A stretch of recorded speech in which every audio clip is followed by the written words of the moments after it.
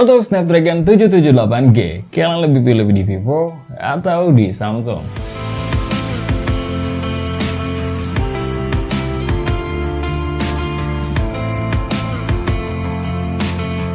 Hai Smart Buyer, gue Rizky. Kali ini kita akan compare dua handphone yang range-nya sekarang mulai sama, yaitu Vivo T1 Pro 5G versus Samsung Galaxy M52 5G. Kira-kira gimana dengan plus minusnya? Let's check this out!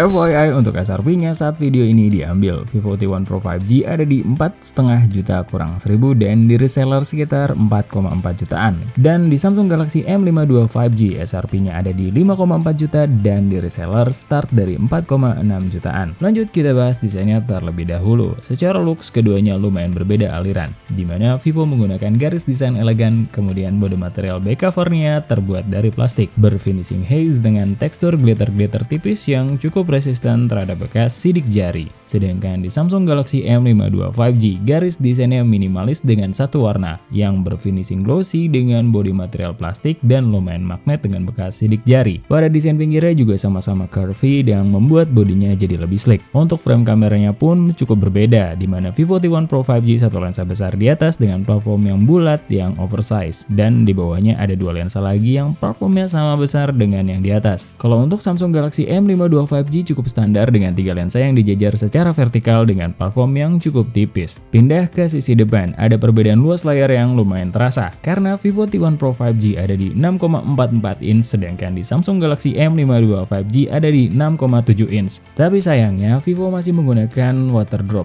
sedangkan Samsung sudah menggunakan desain punch-hole. Untuk bezelnya kedua HP ini cukup tipis, tapi di bagian dagu agak lebih tebal. Untuk perlindungan layar, Vivo tidak ada keterangan apapun di website resminya, tapi kalau Samsung pakai Corning Gorilla Glass 5, cuma keterangan ini kita dapat dari GSM Arena, karena di web resminya nggak ada. Untuk anti goresnya Vivo sudah terpasang dari pabrikan, sedangkan Samsung belum. Bahkan casingnya aja nggak dikasih. Untuk feel pegang kedua HP ini cukup sleek, tapi karena Samsung yang lebih besar, jadi lebih penuh aja di tangan. Dan untuk beratnya sendiri bedanya tipis-tipis. Kalau di Vivo T1 Pro 5G ada di 182 gram, sedangkan di Samsung Galaxy M52 5G ada di 175 gram tanpa tempered glass dan di 184 gram dengan tempered glass. Untuk kelengkapan lainnya Vivo lebih superior karena fingerprint sensornya sudah in display, sedangkan di Samsung masih pakai side mounted yang menyatu dengan tombol power. Walau keduanya tidak dibekali audio jack 3,5 mm, tapi dalam paket penjualannya Vivo T1 Pro 5G sudah dilengkapi dongle dan headset. Namun untuk slot SIM tray, Vivo cuma dual slot tanpa expansion card, sedangkan di Samsung sudah bertipe hybrid.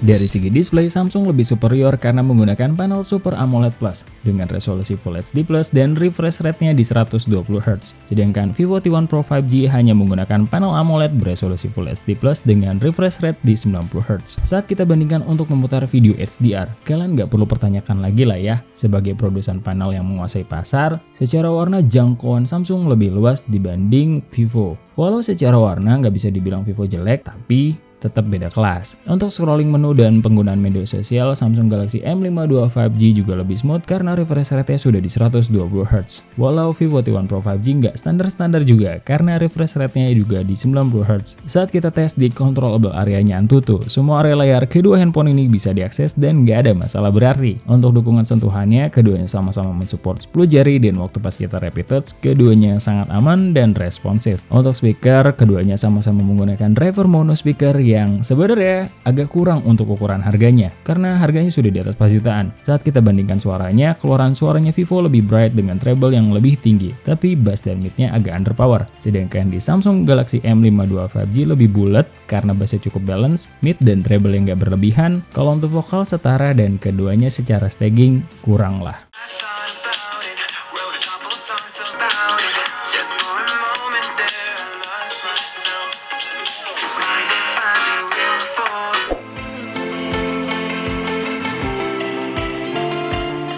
Untuk kelengkapan sensor, kedua HP ini cukup imbang. Keduanya sudah dilengkapi gyro hardware dan keduanya pun sudah dilengkapi NFC. Ya wajar sih untuk harganya. Dan untuk kelengkapan biometrik, keduanya sama-sama dilengkapi face unlock dan fingerprint sensor yang cukup baik dari segi respon dan kecepatan. Beda mewahnya aja yang lebih fancy di Vivo karena sudah in-display. Pindah ke konektivitas penangkapan jaringan sinyal. Waktu pas kita tes dengan kartu yang sama, kedua HP ini sangat stabil dan sinyal barnya penuh. Tapi waktu pas kita speed test, secara download menang di Samsung dan di-uploadnya lebih kencang di Vivo. Kalau untuk penangkapan sinyal Wi-Fi, kita coba mengkoneksikan dengan SSID yang terjauh. Jadi di tempat kita ada 3 SSID dan SSID yang terjauh ada di lantai 1 dengan jarak kurang lebih 12 meter. Hasilnya secara sinyal bar cukup seimbang. Keduanya sih sama-sama naik turun antara 2-4 bar. Dan waktu pas kita speed test, secara speed download lebih tinggi di Vivo dan di-uploadnya lebih kencang di Samsung. Kalau untuk kecepatan storage-nya, keduanya menggunakan UFS 2.2 dan saat kita coba menggunakan Antutu Storage Test, secara skor sintetik lebih tinggi di Vivo T1 Pro 5G dan hasilnya lumayan jauh.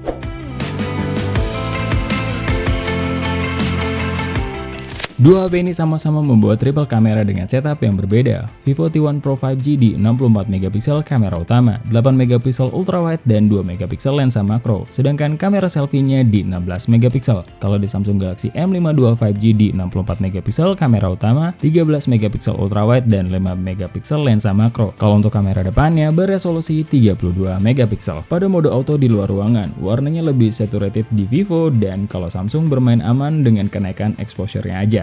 Kalau di dalam ruangan, Vivo agak menguning dan Samsung lebih pekat di kontras dan highlight. Untuk detail keduanya setara dan untuk dynamic range lebih tinggi di Vivo.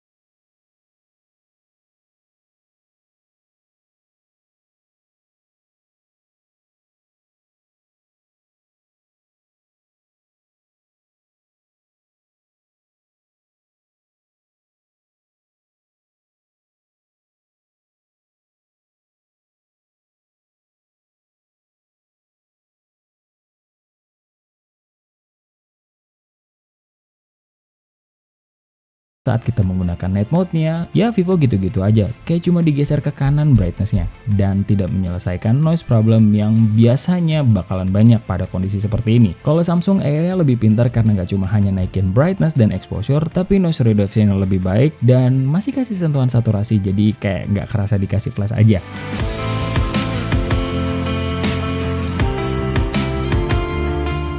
Untuk hasil kamera depannya, skin tone-nya cukup berbeda, di mana Vivo T1 Pro 5G lebih vivid dan kulit kita kelihatan lebih natural. Dan di Samsung kalau kena direct sunlight kulit kita jadi putih, kalau nggak kena kulit kita jadi merah. Untuk backlight masih lebih soft di Vivo, Samsung agak keteteran di highlight. Di mode potretnya treatmentnya mirip-mirip dengan mode auto, cuma untuk kerapihan dua HP ini 11-12. Kadang rapi di Vivo, kadang rapi di Samsung. Kalau depth of field-nya Vivo sedikit lebih baik. Di perekaman kamera belakangnya, keduanya sama-sama bisa merekam di 4K 30fps yang secara kestabilan lebih baik di Vivo. Tone warnanya lebih warm, sedangkan Samsung mendekati natural. Samsung lebih luas secara penangkapannya karena nggak kepotong crop factor ala IAS seperti di Vivo dan detailnya masih lebih baik sedikit di Samsung. Terus untuk dynamic range-nya lebih luas juga di Samsung. Terus keduanya juga punya opsi 1080p 60fps di mana treatment warnanya cukup detail dan mirip-mirip, cuma beda resolusi aja. Bedanya di Vivo mode ini dilengkapi IAS, jadinya lebih stabil daripada Samsung, cuma dengan konsekuensi crop factor-nya aja. Di perekaman 1080p 30fps-nya secara kestabilan lebih baik di Vivo, tapi kedut-kedut ala IAS pada kedua HP ini cukup terasa, terutama di Samsung yang cukup noticeable. Keduanya juga punya mode Super Steady yang membuat hasil perekaman ini jadi lebih stabil, tapi beda treatment dan format. Kalau Vivo lebih zoom dan FPS-nya jadi 60, kalau di Samsung lebih wide dengan FPS-nya di 30.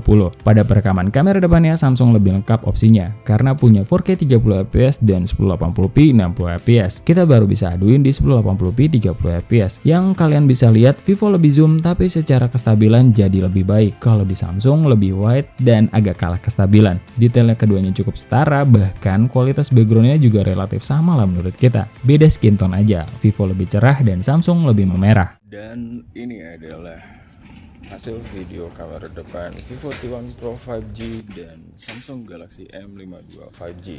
Kalian bisa cek sendiri hasilnya.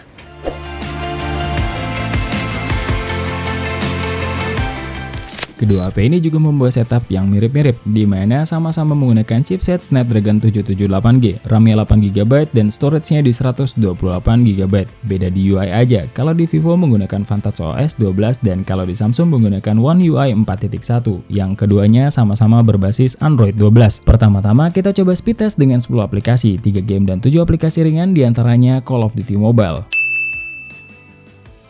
Mobile Legends, PUBG Mobile, Netflix, YouTube, Spotify, TikTok, Instagram, Google Chrome, dan Play Store. Dan hasilnya, Vivo T1 Pro 5G berhasil membuka 3 aplikasi lebih cepat, tapi semuanya game. Sedangkan di Samsung Galaxy M52 5G 6 aplikasi lebih cepat, tapi semua aplikasi ringan, dan 1 aplikasi lainnya seri. Lanjut lagi ke multitasking, kita buka 10 aplikasi yang tadi udah kita tes. Dan hasilnya, Vivo berhasil stay di 9 aplikasi. Dan 3 gamenya semuanya tanpa reload. Kalau di Samsung 2 game reload, cuma PUBG yang stay. Dan untuk aplikasi ringannya yang reload cuma di Netflix. Dan sisanya aman.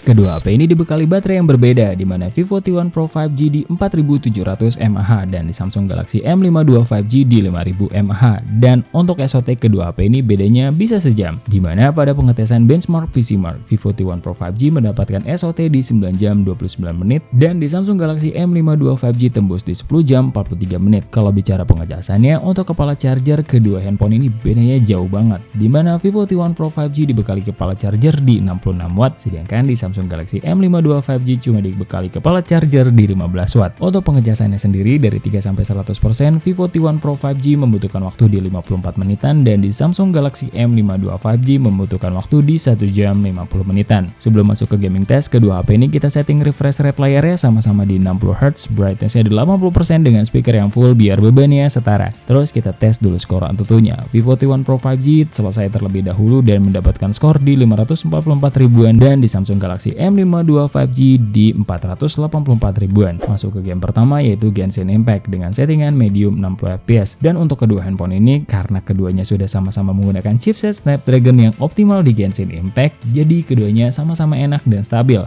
Walau tetap ada drop beberapa kali, tapi hitungannya lancar. Dan setelah bermain selama 30 menit, konsumsi baterainya di Vivo T1 Pro 5G ada di 9% dan suhu tertingginya ada di 48 derajatan. Sedangkan di Samsung Galaxy M52 5G ada di 10% dan suhu tertingginya ada di 45 derajatan. Untuk game kedua kita akan mainkan PUBG Mobile dengan settingan Smooth Extreme. Untuk pengalaman bermainnya udah sama-sama enak dengan FPS yang ke-maintain dari awal sampai akhir. Frame drop juga gak pernah lah kita ngalamin. Terus karena keduanya sudah pada bisa di Smooth Extreme, jadi udah pada enak untuk diajak kompetitif. Dan setelah bermain selama 30 menit, konsumsi baterai di Vivo T1 Pro 5G ada di 8% dan suhu tertingginya ada di 44 derajatan. Sedangkan di Samsung Galaxy M52 5G ada di 8% dan suhu tertingginya ada di 42 derajatan. Game terakhir yang akan kita coba yaitu Call of Duty Mobile. Kita main di High Max. Dan kedua handphone ini sama-sama lancar diajakin main di settingan tersebut. Gak ada kendala berarti, semua tekstur di dalam gamenya terrender dengan baik dan gak ada yang drop-drop banget lah. Feel sentuh layar yang aman dan pada responsif. Setelah bermain selama 30 menit, konsumsi baterai di Vivo T1 Pro 5G ada di 8% dan suhu tertingginya ada di 44 derajatan. Kalau di Samsung Galaxy M52 5G di 8% dan suhu tertingginya ada di 42-44 derajatan. Setelah kalian lihat plus minus dari kedua handphone ini, mudah-mudahan kalian udah tahu lah ya mana yang kalian pilih.